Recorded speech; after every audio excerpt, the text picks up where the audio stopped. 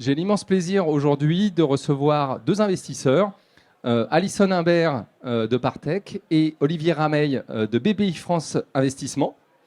En ce qui me concerne, je m'appelle Nicolas Coudière, je dirige l'activité Startup Business Development pour l'Europe du Sud. Voilà. Alison, bienvenue. Olivier, bienvenue aussi. Alison, est-ce que tu veux nous parler un petit peu de toi, ce que tu fais chez Partech, quel est ton parcours et puis de quoi tu t'occupes? Oui, bien sûr. Bonjour à tous, ravi d'être là.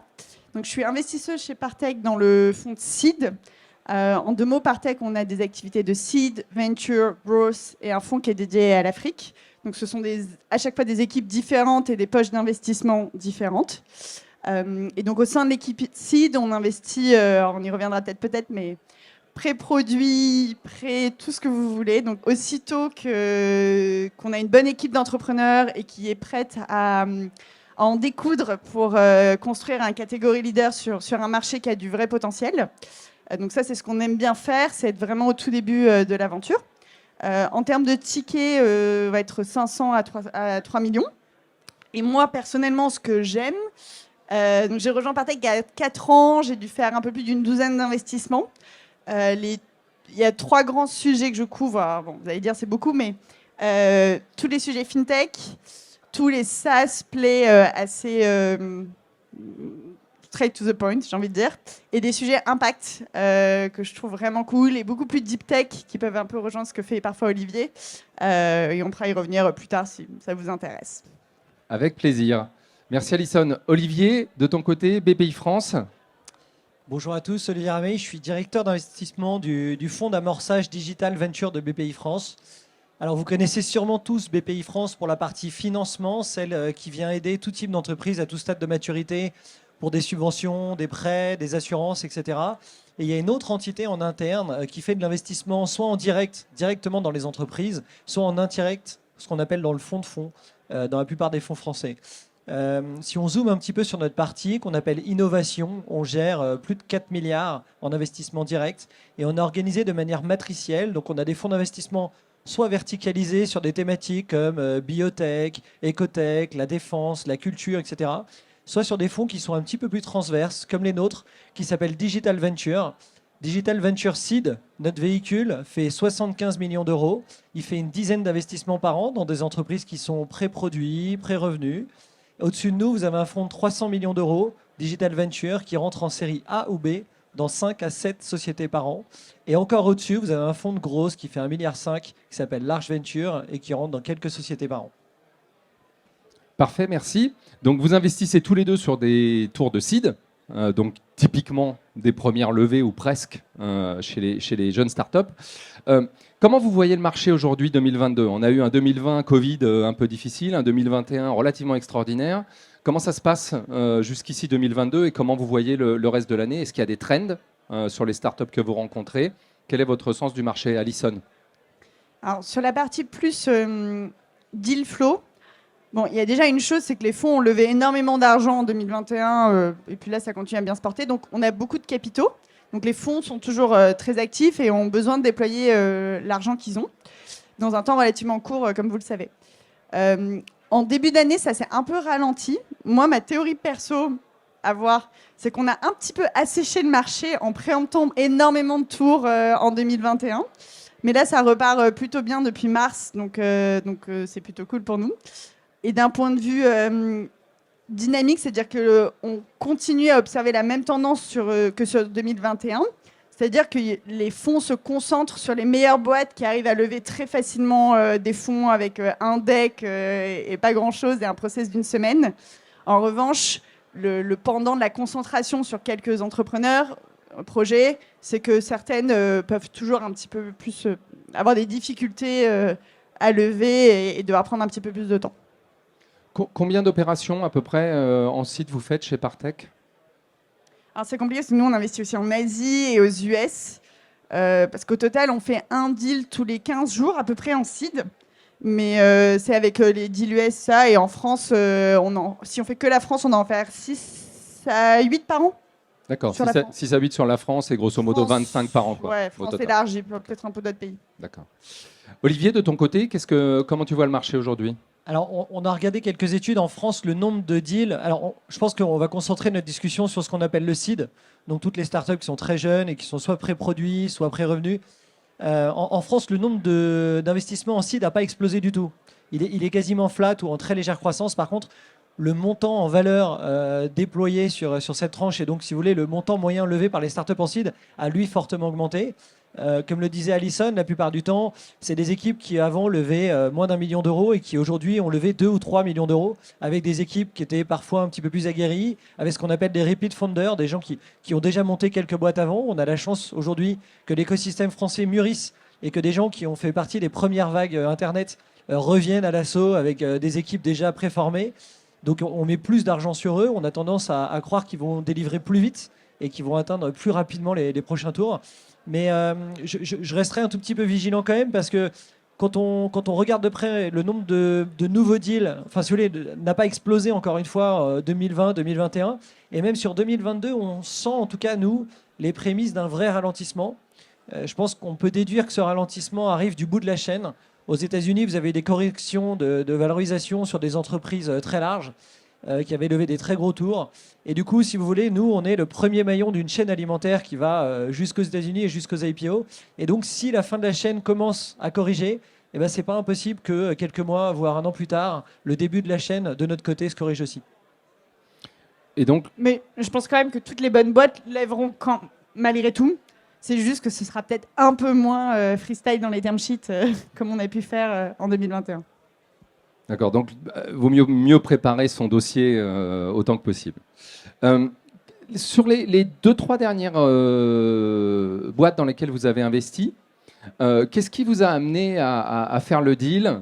Qu'est-ce qui a vraiment remporté l'adhésion à la fois pour vous et puis pour le comité d'investissement derrière? C'était quoi vraiment les 2-3 points clés qui ressortent positivement et que du coup, il peut être intéressant de mettre à profit quand on veut soi-même lever? Olivier. Alors, quand vous investissez en amorçage, de toute façon, vous allez baser une grosse partie de votre décision d'investissement sur l'équipe. On s'amusait à dire 85% de notre décision était basée là-dessus. On avait sorti des stats à une époque. Et donc, ça sera immuable. Je pense dans 10 ans, on aura toujours le même critère, parce que de toute façon, il n'y a pas énormément d'autres choses à juger à ce niveau-là de l'entreprise. Évidemment, je le disais juste avant, quelqu'un qui a déjà monté 3 boîtes et qui en a déjà vendu 2 à plus de 20 millions, on va le juger d'une autre manière que 2 petits jeunes qui sortent d'école et qui sont fraîchement graduated. Donc, une énorme partie de la décision là-dessus. Ensuite, dans notre métier, si vous voulez, il y a quand même des cycles qui marchent un peu par verticale. Aujourd'hui, on va regarder des boîtes dans le Web 3, on va regarder des boîtes qui tournent aux alentours du métaverse, on va regarder des nouvelles verticales qui sont intéressantes à creuser et qui vont, entre guillemets, driver de l'attraction. Comme je vous le disais, on fait quand même partie d'une chaîne alimentaire et c'est sûr qu'il faut avoir un tout petit peu d'anticipation à notre niveau en amorçage pour savoir qu'est-ce qui peut plaire dans 2 ou 3 ans des fonds qui sont plus matures et plus gros que les nôtres. Donc ça, c'est un point assez important. Donc l'équipe, et puis quoi? Et les sujets qui sont abordés, les verticales des sujets qui sont abordés. Le marché, un peu. Ouais, je prenais l'exemple du Web 3. Toutes les boîtes qui sont venues proposer depuis 2 ans des briques d'infrastructure là-dedans, eh ben, on fait énormément de sens et on les a vraiment creusées énormément parce qu'on se dit, voilà, on est aux prémices de tout ça et investir au niveau de l'infrastructure va nous permettre demain d'être bien positionné pour la suite. D'accord. Merci Olivier. Alison? Alors oui, effectivement, l'équipe absolument clé. C'est la seule chose qu'on ne peut pas changer. On peut pivoter 50 fois, changer l'équipe, c'est toujours plus embêtant. Et au-delà de ça, nous, ce qui est vraiment important dans les deals qu'on fait, c'est je l'ai mentionné au début, des catégories leaders. Donc nous, en tout cas chez Partech, on réfléchit en disant chaque boîte doit être capable de nous retourner le fonds de seed en entier qui fait 120 millions minimum en termes de proceeds. Mais pas de pression sinon. Voilà. Vous voyez, vous faites les maths. Si on a 10%, bon, bah, ce sera un peu plus simple que si on a 5%. Bah, la barre, elle va être encore plus haute. C'est-à-dire qu'on rentre tout de suite dans la zone des CAC 40. Et donc, du coup, on fait quand même attention entre les entrepreneurs qui vont avoir une idée que je qualifierais de temps en temps un peu opportuniste. Effectivement, là, on ne peut pas le rater, qu'il y a une tendance du Web3. Bah, nous, on va vraiment s'attacher à est-ce que vraiment ils ont ça en eux? Est-ce que ça les passionne? Est-ce qu'ils respirent matin, midi et soir Web3? Et depuis longtemps, pas depuis 2 mois. Parce qu'en fait, un projet, on le back pas pour 1 an, on le back pour 10 ans. Construire une énorme boîte, ça prend quand même un certain temps.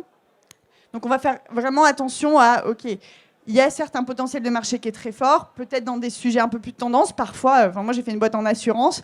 Alors, c'est toujours un énorme marché où il y a toujours encore beaucoup de choses à faire. Donc voilà, on va faire attention à ça. Et surtout un pain très important. Et ce qu'on voit souvent dans le deal flow, c'est des entrepreneurs qui ont une idée, c'est sympa, mais c'est nice to have, et ça suffit pas d'un point de vue vision à construire une énorme boîte. J'en sais rien, on parle d'assurance, le Alan de demain sur une verticale B2B, peu importe. Mais c'est aussi assez important et pas toujours bien fait. Peut-être Merci. un Olivier, tu veux ajouter micro-commentaire quelque pour chose? ajouter là-dessus, parce que tu parlais des points de vigilance, où en fait, ce qui nous fait vraiment pencher la barre, et c'est un peu le sujet de notre présentation, et ça, c'est quelque chose qu'on a plus appris dans le temps, il faut vraiment que le CEO soit un très bon commercial. Que ce soit un ingénieur d'origine, très bien, mais en tout cas, c'est quand même quelqu'un qui va devoir se vendre à des futurs clients, qui va devoir se vendre à des futurs employés pour les faire monter à bord, et qui va devoir se vendre à des futurs fonds. Donc, c'est vraiment un critère essentiel, et je pense que moi-même, il y a 5-6 ans, je le sous-estimais.